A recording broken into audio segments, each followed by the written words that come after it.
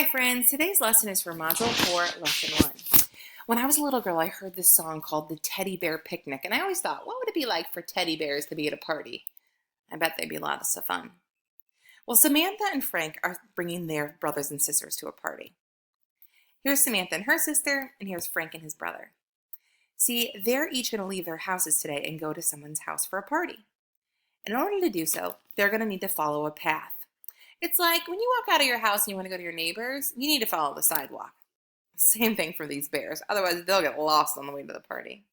So here's the path Samantha and her sister are going to take. And here's the path Frank and his brothers are going to take. They're going to follow that, and when they get to the end of the path, they're going to arrive at the party. All right, go ahead, head to the party, bears. Zoop, zoop. All right, so if I were to move that house, what am I going to find?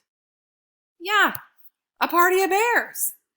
They each left their own houses and showed up together. And now they're in a whole group, right? Perfect. You know, our learning goal for today says I can break 5 into parts and put it back together again. And that's kind of what the bears just did. I had 2 parts. I had the part that had Samantha and her sister, and the other part that had Frank and his brothers. And I put them together to make a whole group of 5. I'm going to show you a way to keep our thoughts organized using a wonderful math tool. All right, it's called the number bond. And it talks about parts and whole amounts. So here are our friends again. I put them back at their own houses. I'm going to go ahead and put circles around them so that they don't start wandering away yet. Okay? The circles will keep the information organized.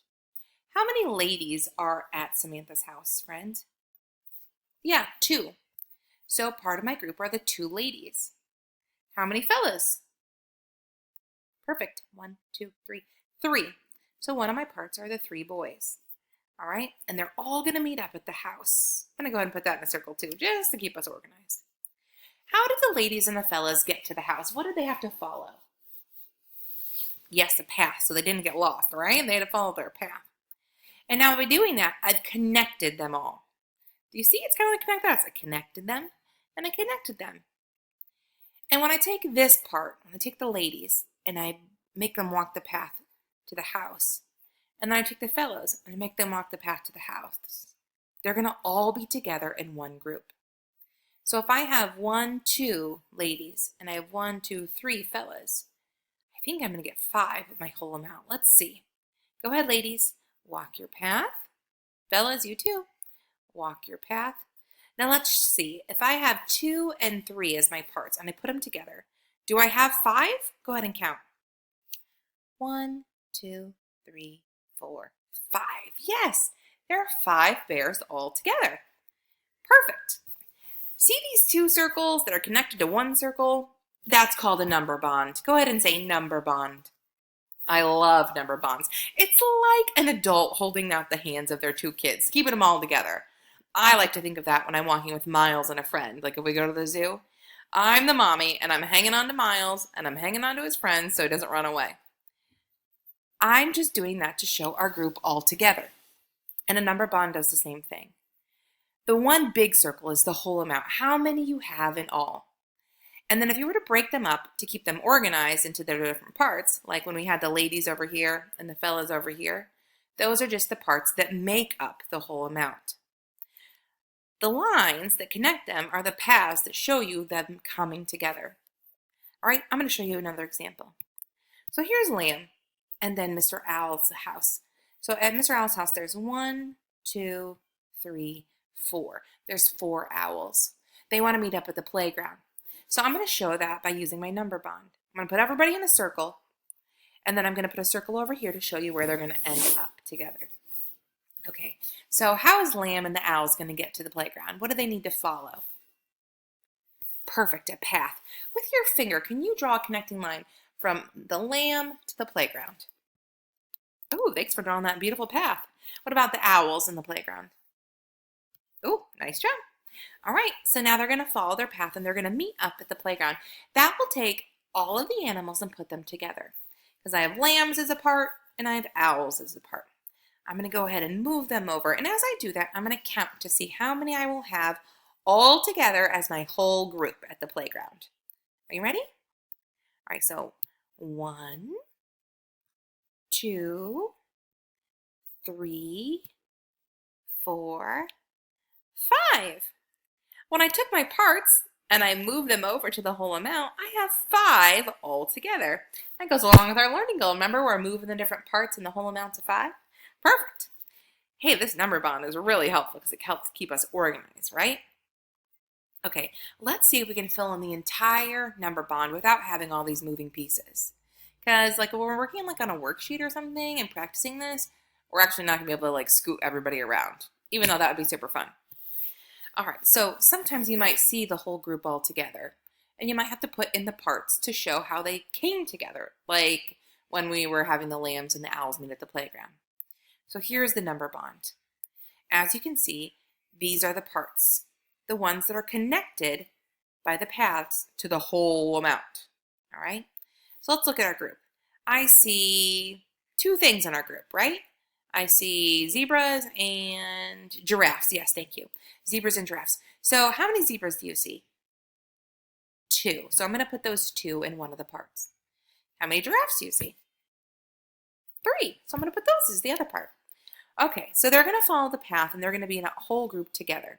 So I'm going to put them together now. I'm going to have zebras over in my whole group and giraffes over in my whole group. See, I didn't have to erase them and slide them down because remember, we're doing it on paper, we really can't move them around. So I just left them there to show the different parts. And then when I put them all together, you can see all of them as one whole group. So, but part of the group are the zebras and the other part are the giraffes. Let's see, if I have 2 zebras and 3 giraffes, I should have 5 all together. Let's go ahead and count. 1, 2, 3, 4, 5. Perfect. That's exactly what I had. Isn't this number bond helpful to keep us organized with our thinking? Even though we know the whole group is this big chunk of animals right here, we can take out the different parts and show them separate to have someone be able to look and see how we put them together. Number bonds are really helpful for just keeping those parts organized with the whole amount. All right? Now, we don't have to start with the parts. We can start with the whole amount. Here's my shoe closet, and I can go ahead and start with all of my whole amount together and then break apart the parts if I want to. All right, so I'm going to go ahead and put my whole amount in the big circle that's connected. And all together, I have 1, 2, 3, 4, 5. 5 shoes. If I want to show the different parts that made up my group of shoes, I would put 1 orange shoe in one of the parts because there's only 1 orange shoe, right? How many black shoes would go as the other part? Yeah, 4. 1, 2, 3, 4. Perfect. And that shows 5 because if I have 1 orange shoe and 4 black shoes, that's going to make my whole amount of 5 shoes. See, a number bond always stays the same. I mean, it moves around. Like you can see it's wiggling. Like it doesn't matter if my whole amount's over here or I twist it and turn it. That's okay. It doesn't change anything because the connecting ones are the pieces, the paths, that keep the parts in their own spots before bringing them together to the whole amount. So it doesn't matter what I fill in first as long as I have all of my good information there. All right? Our learning goal for today says I can break 5 into parts and put it back together again. And that's exactly what we did using our number bond. So here you go. This is what I would like to seesaw to me. I want you to go ahead and draw this beautiful number bond where we have the whole amount and it's connected with the paths to the parts. Now, I drew the parts on the outside of the number bond, but I would like you to draw them on the inside. Now, if you can't draw beautiful turtles and beautiful butterflies, that's fine. You can just do circles. But I want you to put the turtles in one of the parts, the butterflies in the other part, and then draw a picture of what it would be like if they all came together to be one whole group. All right, good luck, friends.